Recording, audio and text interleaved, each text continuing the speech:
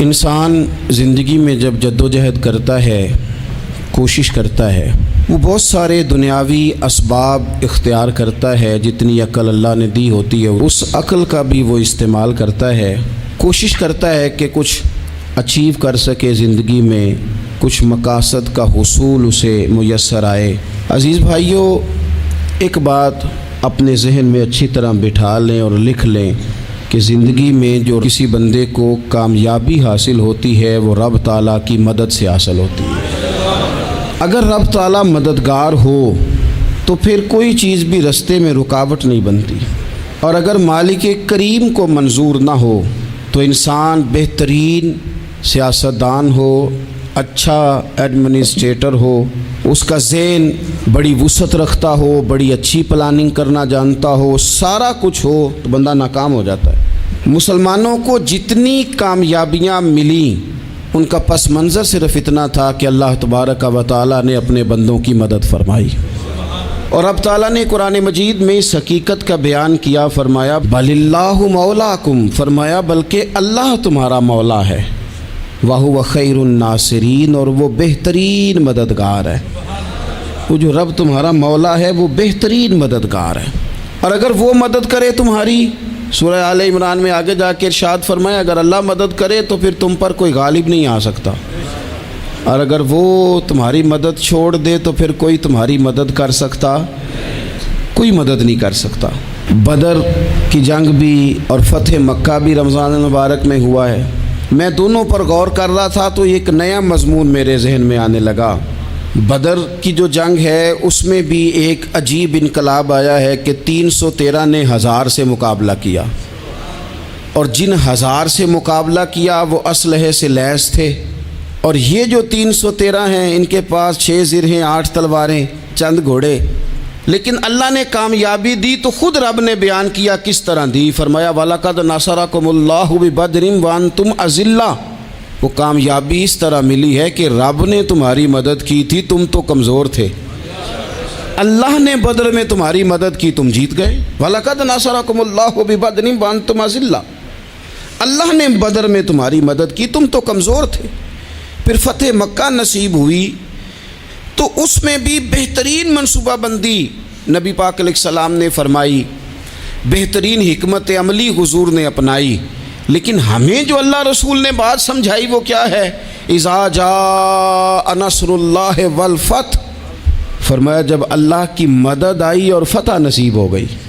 یہ اللہ نے مدد فرمائی تمہاری، یہاں بھی فتح مکہ بھی اللہ کی مدد سے، جنگ بدر بھی اللہ کی مدد سے۔ وہ جو مدد ہے اللہ تعالیٰ کی، جب وہ ہم یہ کرتے ہیں کہ ہم اپنی ساری زندگی سیاست کی نظر کر دیں، ہماری سیاست صرف ملک میں نہیں ہوتی، ہماری سیاست خاندان میں بھی ہوتی ہے، ہم گھر کے اندر بھی سیاست کرتے ہیں، ہم کسی خاص طریقے سے لوگوں کو اپنے پیچھے چلانا چاہتے ہیں، ہم ایک خاص اسلوب اختیار کرتے ہیں کہ لوگ ہمارے پیچھے چلیں۔ اس کا نقصان ہمیں یہ ہوتا ہے کہ سیاست جو ہوتی ہے یہ شطرنج کے ہیر پھیر کی طرح ہوتی ہے، تو اس کے راز بڑی جلدی کھلنے لگ جاتے ہیں، پتہ چل جاتا ہے کہ بندہ مخلص نہیں تھا، سیاست کر رہا تھا، طریقے سلیقے سے اس نے جوڑ کے رکھا ہوا تھا۔ ہم ہر جگہ سیاست کے بل بوتے پر چیزوں کو لے کے چلنا چاہتے ہیں، سیاستیں ناکام ہو جاتی ہیں، سیانے لوگ فیل ہو جاتے ہیں، بچتا صرف وہی ہے جس کے پیچھے رب تعالیٰ کی مدد شامل حال ہوتی ہے۔ اپنی زندگی کے اندر ہم جو کچھ بھی کر رہے ہیں، جس شعبے سے بھی ہمارا تعلق ہے، آج ہم نے اس بات پہ غور کرنا ہے کہ پہلے تو یہ غور کر لیں کہ جو کام ہم کر رہے ہیں کیا وہ کام ایسا ہے کہ اس میں اللہ کی مدد ہمیں ملے گی؟ اگر آپ کوئی معاذ اللہ ناجائز کام کر رہے ہیں، فعل حرام کا ارتکاب کر رہے ہیں، تو اس میں تو مدد الہی آئے گی نہیں۔ پہلے تو یہ دیکھیں جو کر رہے ہیں وہ کام مدد الہی والا ہے، اور اگر اللہ تعالیٰ کی مدد والا وہ کام ہے پھر اس پر غور کریں کہ کیا ہم نے مالک سے مدد کا سوال کیا ہے، ہمیں مدد میسر آ رہی ہے۔ وہ میں نے بزرگوں سے ایک بات سنی تھی، وہ بڑی یاد رہ گئی۔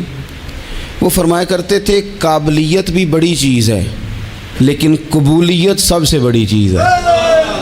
قابل ہونا بھی بڑی بات ہے لیکن زیادہ بڑی بات یہ ہے کہ اس کی بارگاہ میں قبول بھی ہے کہ نہیں۔ اپنی زندگی میں اللہ کی مدد کی طرف بڑھیں، مالک کی مدد کا حصول اختیار کرنے کی کوشش کریں، اللہ کے ساتھ اپنے آپ کو جوڑیں۔ اگر اللہ کی مدد نصیب ہو، یہ جو ہم جتنا ڈرتے رہتے ہیں، سہمے رہتے ہیں، پریشان رہتے ہیں کوئی کیا کر دے گا، ہمارے ہاں نا ہر شعبے میں معاذ اللہ ایک مافیا ہے، الا ماشاء اللہ۔ وہ مافیا کہتا ہے میرے ساتھ ملو گے تو میں چلنے دوں گا، ورنہ میں نہیں چلنے دوں گا، مارکیٹ میں آ ہی نہیں سکتا فلانا بندہ، چونکہ یہاں ہمارا قبضہ ہے۔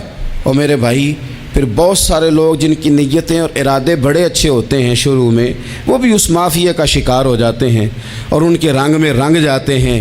یاد رکھنا، کسی شخص کی بلیک میلنگ کا کبھی شکار نہ ہونا، کبھی کسی کی میٹھی اور مسجع مکفہ باتوں کا شکار نہ ہونا۔ کوئی کیا کر سکتا ہے اگر اللہ مددگار ہو تو؟ جس کو رب کریم اٹھانا چاہے اسے کوئی گرا سکتا ہے؟ ہم یہ ڈرے ڈرے سہمے پریشان فیصلہ کرنے کی طاقت نہیں، مجھے چلنا چاہیے کہ نہیں، اٹھنا چاہیے کہ نہیں، کرنا چاہیے، اٹھ باندھ کمر کیوں ڈرتا ہے؟ پھر دیکھ خدا کیا کرتا ہے۔ حضرت عبداللہ ابن عباس فرماتے ہیں میرے نبی پاک علیہ السلام نے میری تربیت فرمائی، حضور نے میری تربیت فرمائی، اور محبوب پاک علیہ السلام نے فرمایا عبداللہ یاد رکھنا، یہ نوجوان دوست میری بات لکھ لیں، پریشان لوگ میری بات لکھ لیں، جن کے پاس قوت فیصلہ نہیں وہ اس بات کو لکھ لیں۔ حضرت عبداللہ ابن عباس فرماتے ہیں میرے نبی پاک علیہ السلام نے مجھ سے فرمایا تھا عبداللہ سن، اگر ساری دنیا مل کے تیرا کوئی نفع کرنا چاہے کر نہیں سکتی جب تک میرے رب کی رضا نہ ہو، اور فرمایا ساری دنیا مل کے تیرا کچھ بگاڑنا چاہے تو عبداللہ بگاڑ نہیں سکتی جب تک رب کریم کی حکمت کا تقاضا نہ ہو۔ لوگوں سے ڈرنا، لوگوں کی طرف دیکھنا، ماحول دیکھ کے اپنے راہ کا تعین کرنا، ہر بندے کے خیالات کے مطابق ڈھلنے کی کوشش کرنا، فلانا نہ ناراض ہو جائے، فلانا نہ ناراض ہو جائے، اور جس نے ہونا ہو جائے، بس رب رسول ناراض نہ ہو۔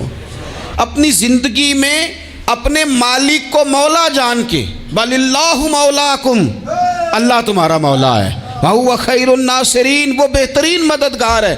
توجہ جب بھی کریں رب کی جانب کریں، اپنے دل کا قبلہ درست رکھیں، سوچوں کے زاویے سیدھے رکھیں۔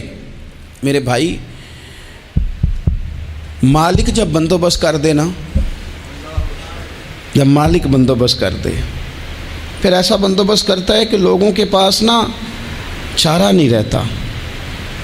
حضرت مریم رضی اللہ تعالی عنہا پاک باز تھیں، مسجد میں رہی تھیں، پر مالک کی حکمت کے تقاضے بڑے عجیب ہیں نا۔ پھر جناب مریم کو اللہ تعالیٰ نے بغیر شوہر کے اولاد عطا کر دی۔ یہ بات ہی ایسی تھی، وہ کسی نے کہا تھا کہ مخلوق تو فنکار ہے اس درجہ کے پل بھر میں سنگے در کعبہ سے بھی اصنام تراشے، تم کون ہو کیا چیز ہے داغ کبابی، لوگوں نے تو مریم پہ بھی الزام تراشے۔ تو لوگوں نے کہا کدھر سے لے آئی بچہ، تیرا باپ تو ایسا نہیں تھا، کہاں سے لے آئی؟ اللہ کرے میں آپ کو سمجھا سکوں، ذرا اپنے آپ کو وہاں کھڑا کریں کہ ایک پاک باز عورت، پاک باپ کی بیٹی، طیب ماں کی بیٹی، اور اللہ کے گھر میں پرورش پانے والی خاتون، ایک وہ وقت اور ایک یہ وقت کہ اس عورت کو کٹہرے میں کھڑا کر کے پوچھا جا رہا ہے کہ معاذ اللہ تیری گود میں بچہ جائز نہیں ہے، کہاں سے لائی ہے؟ اب خود سے صفائیاں بندہ کتنی کو دے، کتنی کو وضاحتیں کرے۔ اور میں نے تو اپنی زندگی میں دیکھا ہے زیادہ وضاحت دینے والے کو بھی لوگ جھوٹا سمجھنے لگ جاتے ہیں، زیادہ وضاحت دینے پر بھی لوگ کمزوری کا اظہار سمجھتے ہیں کہ کمزور پڑ گیا۔ آپ صلح کی کوشش کرتے ہیں، سامنے والا بزدل سمجھ لیتا ہے، زیادہ وضاحتیں بھی کمزور کر دیتی ہیں۔ اب حضرت مریم کو کٹہرے میں کھڑا کر کے کہا بچہ کس کا ہے؟ تو پھر خدا بندوبست جب کرے، اللہ جب مددگار ہو، تو پھر حضرت مریم کی گواہی درختوں سے نہیں دلوائی، اس نے پتوں سے نہیں دلوائی، پھر فرشتے نہیں بھیجے۔ حضرت مریم کہنے لگی مجھ سے نہ پوچھو، وہ جو پنگوڑے میں ہے اسی سے پوچھ لو، ان سے پوچھو نا، وہ کون ہے پوچھ لو، ان سے کر لو سوال۔ انہوں نے کہا پنگوڑے میں چند دنوں کا بچہ، یہ جواب دے گا؟ مددگار تھا رب، ان کی برات کا اعلان کرنا تھا مالک نے، اور جب مالک اعلان کر دے، جب مالک تیری صفائی دینا چاہے، جب مالک تجھے دنیا کے سامنے نکھارنا چاہے، تو پنگوڑے میں لیٹے حضرت عیسیٰ بول کے کہنے لگے انی عبداللہ آتانی الکتاب، فرمایا میں اللہ کا بندہ ہوں، رب نے مجھے کتاب عطا کر کے نبی بنا کے دنیا میں بھیجا ہے، میں اللہ کا بندہ ہوں، کتاب لے کے آیا ہوں، نبی بن کے آیا ہوں۔ پھر پنگوڑے سے اعلان ہو گیا، پھر بچہ بول پڑا، اور یہ ایک دفعہ نہیں بات ہوئی۔ یہ بنی اسرائیل میں ایک جریج نام کے شخص بھی تھے جو نماز پڑھ رہے تھے، بعض نے لکھا ہے نفل نماز تھی، اماں نے پکارا تو آئے نہیں، تو ماں کے منہ سے نکل گیا تو اتنی دیر تک مرے گا نہیں جب تک کسی بے حیا عورت کا منہ نہ دیکھ لے۔ تو وہ عبادت گزار تھے، لیکن لوگوں نے ان کی عبادت، ریاضت، پرہیزگاری کو نہیں دیکھا، بس ایک عورت کو بھیج کے الزام لگوا دیا۔ وہ عورت آیا جایا کرتی تھی، اب آ جاتی ہیں عورتیں، مسئلہ پوچھنے کی نیت سے بھی آ جاتی ہیں۔ ماحول میں کچھ جگہ ایسی بھی ہیں جہاں عورتیں دم کرانے کے بہانے آ جاتی ہیں۔ وہ خاتون آتی جاتی تھی اس خانقاہ پہ، آستانے پہ، یہ بخاری میں موجود ہے۔ پھر اس نے کہا میری گود میں جو بچہ ہے یہ انہی کا ہے۔ مجھے بتائیں کیسے بندہ وضاحت دے؟ حالات خراب ہو گئے، لوگ کٹیا جلانے لگے، ماحول اور طرح کا بن گیا۔ میرے نبی پاک علیہ الصلوۃ والسلام فرماتے ہیں پھر اس رب کے بندے نے کہا مالک تو کریم ہے، تیری مشیت کا تقاضا آیا جو میری ماں نے جملے بولے تھے، پر اب میں وضاحت دینے کے قابل نہیں رہا، اب تو ہی کرم کرے گا تو دروازہ کھلے گا۔ تو وہ چند دنوں کا بچہ پنگوڑے میں بول کے کہنے لگا میں اس درویش کا نہیں، میں تو فلانے چرواہے کا بچہ ہوں، وہ جو بکریاں چراتا ہے۔ رب کی مدد کو پکاریں، اپنے ساتھ اپنے مالک کی مدد کو شامل کریں، تھوڑے رزق پر بھی گزارا اچھا ہونے لگ جائے گا۔ سارے لوگ آپ کو گرانے کی تدبیریں کر رہے ہوں گے اور مالک آپ کو عزتیں عطا فرما دے گا، اس کی بارگاہ سے حکمت کا تقاضا اور ہو جائے گا۔ ہم نے ساری زندگی لوگوں کو راضی کرنے میں گزار دی، ساری زندگی بڑھاپا آ گیا بچوں کو پالتے، اور بچوں نے آخری عمر میں کہہ دیا ابا اگر کوئی ڈھب کا کام کر لیتے تو آج ہمارے دن بھی پھر نہ جاتے۔ ساری زندگی گزار دی بہن بھائیوں کو راضی کرنے میں، ساری زندگی گزار دی ذمہ داریاں اٹھانے میں، ان کو 99 دفعہ دیا، ایک دفعہ نہیں دیا تو انہوں نے کہہ دیا تو نے تو کبھی دیا ہی نہیں، تو تھا ہی نہیں۔ ساری زندگی محلے داروں، علاقے والوں کو راضی کرنے میں گزار دی۔ اور میں نے ایسے لوگ بھی دیکھے دین کے لیے وقت گزارا، لیکن جب بڑھاپے میں دانت کام نہ کرتے تھے تو وقت کے مفتیوں کو بھی مسجدوں کی کمیٹیوں نے کہہ دیا اب آپ کی سمجھ نہیں آتی، ہم نے خطیب کو یور رکھنا ہے، نہ دیکھو دنیا کی طرف، دنیا رلا دیتی ہے، نہ راضی کرو بندوں کو، بندے تھکا دیتے ہیں، نہ پیچھے بھاگو ہر وقت دنیا داروں کے، یہ انسان کو کمزور کر دیتے ہیں۔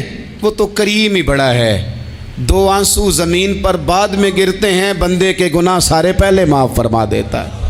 اللہ کی مدد کا حصول، اپنے مالک کی مدد کی طرف بڑھنا، آپ کو بدر کی جنگ بھی یہی درس دے گی، آپ کو احد کا میدان بھی یہی سبق دے گا، فتح مکہ بھی یہی سبق دے گا۔ میرے دوستو جب رب مدد فرمائے، جب اللہ مددگار بنے، دوستوں سے ایک بات اکثر کرتا ہوں، میں کہتا ہوں کہ جتنے درد سے آپ امیر کو اپنی کہانی سناتے ہیں نا، اور جس طرح آپ کے آنسو بات کرنے سے پہلے گر جاتے ہیں کہ غریب ہیں، بچیاں ہیں، کاروبار نہیں، او میرے سنگیو، اس سے آدھے آنسو اپنے رب کی بارگاہ میں بکھیرو، اس کے حضور عرض گزار ہو جاؤ، اس سے طلب کرو۔